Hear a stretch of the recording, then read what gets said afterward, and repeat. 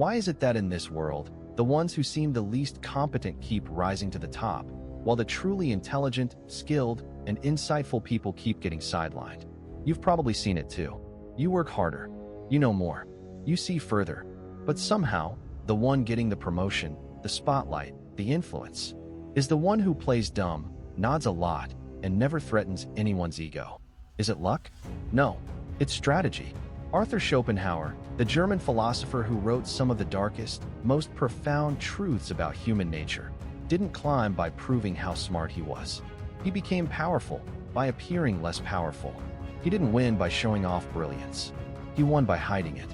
He let the world think he was harmless until the right moment came to strike. But he wasn't always this way.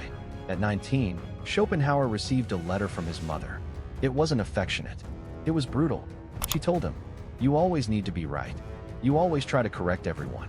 You think your cleverness is a gift to the world, but it only pushes people away." That letter cut deep. It made him question everything. Does being smart actually help you succeed? Or does it simply make you a threat? Schopenhauer eventually realized, being smart is a tool. Knowing how to use it, quietly, strategically, is power. And sometimes, that means playing dumb. How do you play dumb without actually looking dumb? In this video, we'll break down 5 strategic ways to play dumb that give you total control. At work, in relationships, and even at home. Each one is based on the tactics of real thinkers. And each one will show you how to win without ever appearing like a threat.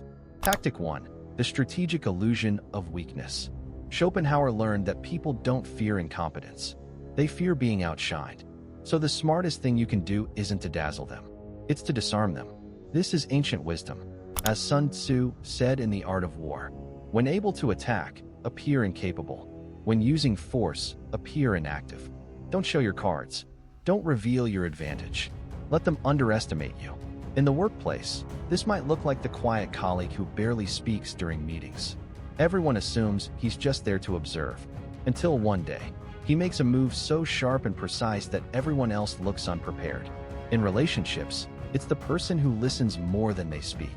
Who doesn't correct you? Who lets you rant and unravel until one comment from them reveals they've understood more than anyone else in the room? This isn't naivety. It's patience. It's power. Because when people don't expect you to win, and you win anyway, you're not just smart. You're unforgettable. Tactic 2. Listen like a fool. Think like a general. In every room, there are 2 kinds of people. Those who can't stop talking, and those who silently absorb everything. Guess who holds the power? Not the loud ones. Plato said, "Wise men speak because they have something to say. Fools, because they have to say something." Schopenhauer took that a step further. He believed that listening isn't passive, it's surveillance. When you keep quiet, people show you who they are. They reveal their insecurities, their assumptions, even their future moves, because they think you're not a threat. But you're not silent because you have nothing to say. You're silent because you're gathering data. You don't interrupt. You observe. And when the right moment comes, you don't just speak. You drop the one sentence that reshapes the entire conversation. In the workplace, this is the colleague who never argues in public, but always seems to say the one thing the boss remembers. In relationships, it's the friend who doesn't give advice every time, but when they do, it cuts through the noise like a scalpel. It's not about talking less. It's about talking smarter. The smartest people don't flex their minds, they weaponize silence. Because in silence, you gain 2 things: control over your own narrative, and full access to everyone else's. Tactic 3. Let them think it was their idea. One of the most underused powers in life is strategic submission. Not obedience, not weakness, but the skill of letting someone believe they're leading, while you're actually steering the direction. Schopenhauer understood a core truth about human ego. People hate being corrected. They hate being told what to do, but they love feeling smart. So if you want someone to follow a better plan, don't present it as your idea. Make them think it's theirs. In families, this means planting a suggestion subtly in a parent's mind, especially as they age. Instead of saying, "You should do this," you say, "What do you think about trying this option?" Let them reach the conclusion on their own. In management, the best leaders don't force change. They guide it invisibly. They ask the right questions, make small comments, and let the team feel like they built the solution. Even Socrates used this method. His "I know that I know nothing" wasn't modesty. It was tactical humility. By pretending not to know, he forced others to speak, exposing their flawed logic without confrontation. This is how you win people over without resistance. You don't push them into change, you let them walk into it and think they discovered it. That's not deception, it's influence. Because when people feel ownership, they don't fight back. They fight for you. Strategy 4. Don't steal the spotlight too early. Everyone wants to be seen, to be center stage, to get the credit. But here's the catch. If you show up too soon, too loud, or too often, you don't look powerful. You look desperate. Schopenhauer understood this.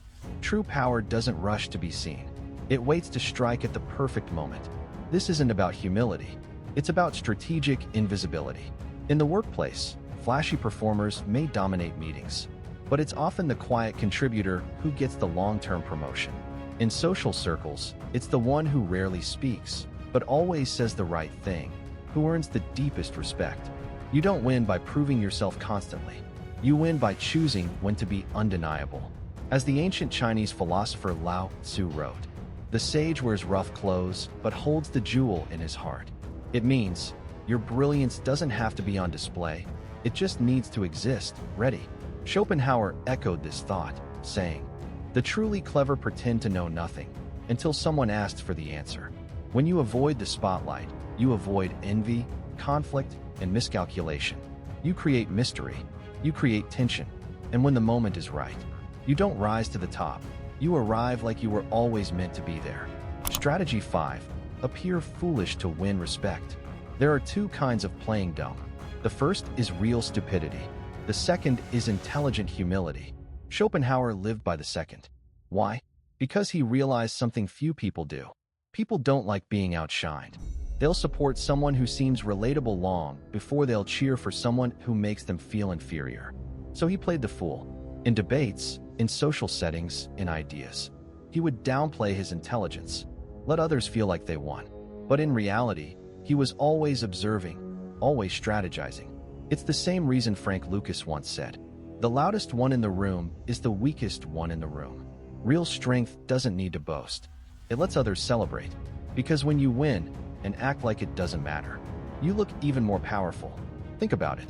A colleague who wins and flaunts it creates resentment. But a colleague who wins, shrugs, and lifts others up, they earn respect that lasts. Schopenhauer said, "To play the fool is the last resort, to cover the defects of others." It's not manipulation. It's compassion with strategy. Because when you let others save face, you become the one they trust, the one they admire, the one they remember. And that's the paradox. The one who appears foolish often ends up running the show. Do you want real control? Then stop trying to prove yourself. Stop needing everyone to know how smart you are. Because Schopenhauer taught us, only when you're willing to appear foolish are you truly intelligent. In today's world, being underestimated is safer than being overestimated. When people think you're just average, you're quietly planning, collecting power, waiting for that one perfect moment to strike. Don't be the one always craving applause. Be the one who stays silent and stuns the room when it matters.